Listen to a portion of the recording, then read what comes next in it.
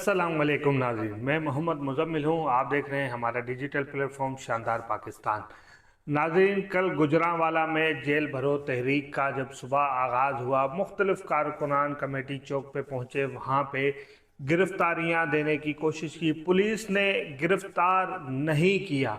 जब कारकुनान जेल के सामने एहतजाज करते रहे, कहते रहे, जो जिम्मेदारान थे वो कहते रहे कि जी हम गिरफ्तारी देने आए हैं, हमें गिरफ्तार करो, गिरफ्तार नहीं करे। जब कारकुनान चले गए उसके बाद पुलिस के लोग निकलते हैं, एक माइक्रोफोन हाथ में लेते हैं, फिर ऐलान करते हैं जो पीटीआई के कारकुन जेल भरो तहरीक के सिलसिले से गिरफ्तारियां देना चाहते हैं वो आके गिरफ्तारियां दे दे। इसके बावजूद भी कल सबसे ज़्यादा, जब से आज पांचवा कल दिन था जेल भरो तहरीक का, आज छठा दिन है। पाँचवें दिन तक जो सबसे ज़्यादा गिरफ्तारियां हुई हैं वो गुजरांवाला में हुई हैं। 125 गिरफ्तारियां वो हुई है जिनका पुलिस तस्लीम कर रही है कि हमने 125 लोगों को, जिसमें अरकान कौमी असम्बली और अरकान सूबाई असम्बली के लोग मौजूद हैं, और मुतअद्दिद कारकुनान ने उनके साथ गिरफ्तारियां दी हैं। और बाकी अगर दूसरी जगहों की बात करें तो कहीं सिफर गिरफ्तारियां भी हुई हैं, कहीं गिरफ्तारियां 30-40 भी गिरफ्तारियां हुई हैं। और सबसे ज़्यादा इन 4-5 दिनों में जो गिरफ्तारियां हुई हैं वो कल गुजरांवाला में गिरफ्तार हुई हैं। और आज जेल भरो तहरीक का आगाज़ जब होगा तो 1-2 बजे कारकुनान जमा होना शुरू होते हैं। देखते हैं कितनी गिरफ्तारियां देते हैं। बहरहाल देखें, गिरफ्तारियां एक अलग मसला है, ये गिरफ्तारियां दी क्यों जा रही हैं, जेल भरो तहरीक का आगाज़ क्यों हुआ। जो हुकूमत अपोजिशन को यानी कि पीटीआई के कारकुनान को और ज़िम्मेदारान कायदीन को जो मुख्तलिफ केसेस के सिलसिले में उनको उलझा के इलेक्शन को डिले करना चाहती है, तो उस पर खान साहब ने फैसला किया कि हम जेल भरो तहरीक करते हैं। जो आपकी ख्वाहिश है कि हमें गिरफ्तार करने की, तो हम खुद कारकुनान के साथ गिरफ्तारियां दे देते हैं। वो फिर गिरफ्तारियां भी हमने देखी, अमल में आई। हाँ, जितनी पीटीआई की तरफ से बात की गई कि हम इतनी गिरफ्तारियां देंगे, यकीनन उतनी गिरफ्तारियां तो नहीं हुई, मगर अच्छी खासी गिरफ्तारियां होती। अगर इस मुकाबले में अगर पीडीएम में से कोई जमात इस तरह का जेल भरो तहरीक का, इस तरह की किसी तहरीक का आगाज़ करते तो यकीनन इतनी गिरफ्तारियां भी मुझे नहीं लगता है कि हो पाएंगी। अब बहरहाल गिरफ्तारियों का सिलसिला तो चल रहा है। और एक अहम खबर जो चल रही है वो कल से जो है गर्दिश कर रही है कि लोग उस पर बात कर रहे हैं। देखिए, कराची के सहाफ़ी अक्सर बात करते हैं बानी एमकेएम जनाब अल्ताफ़ हुसैन के हवाले से, जो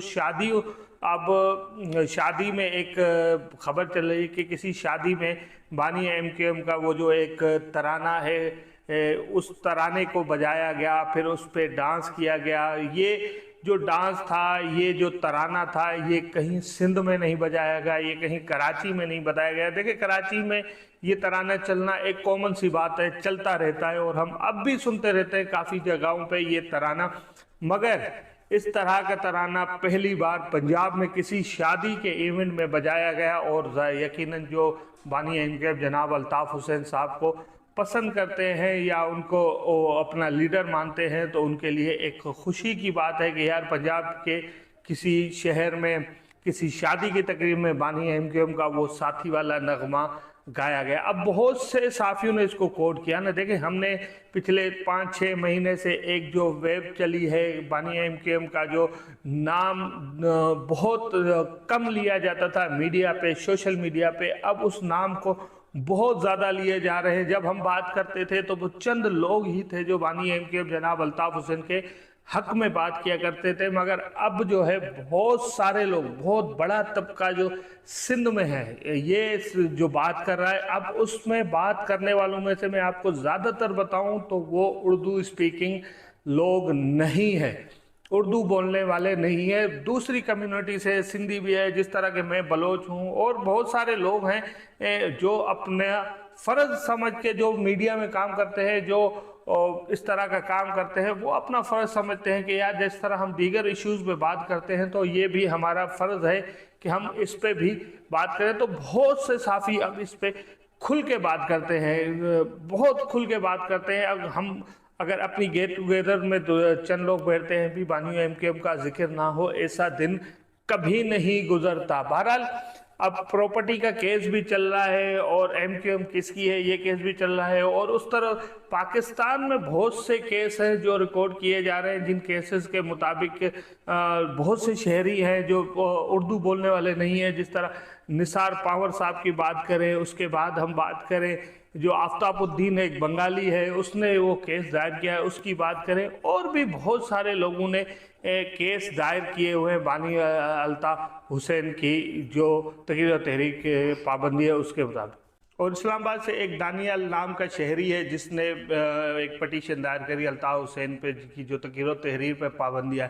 देखिए बहुत से लोग यहाँ सियासत कर रहे हैं, अल्ताफ हुसैन की सियासत से क्यों खौफ?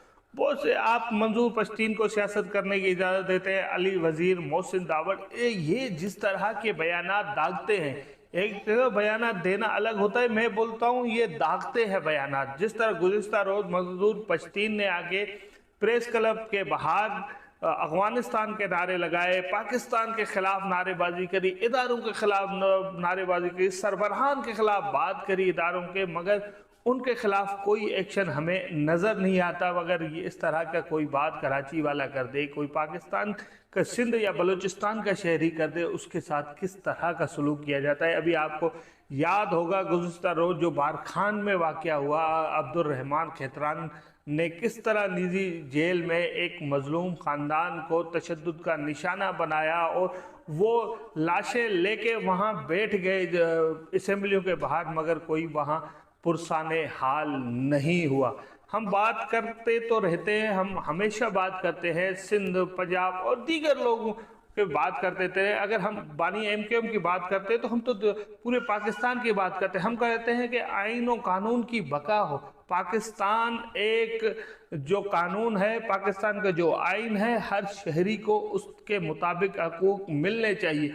अगर एक आदमी इदारों के खिलाफ मुसलसल बात करता है, इदारों को अपनी इश्तियाल अंगेजी तकरीर का निशाना बनाता है, उसको पाकिस्तान में घूमने का राइट्स है, उसको इलेक्शन लड़ने का राइट्स है, हर पाकिस्तान के बल्कि इदारों में, उन्हीं इदारों में बैठ जाता है, जाके उन अफसरान के साथ बैठ के उनकी तस्वीरें आ जाती हैं।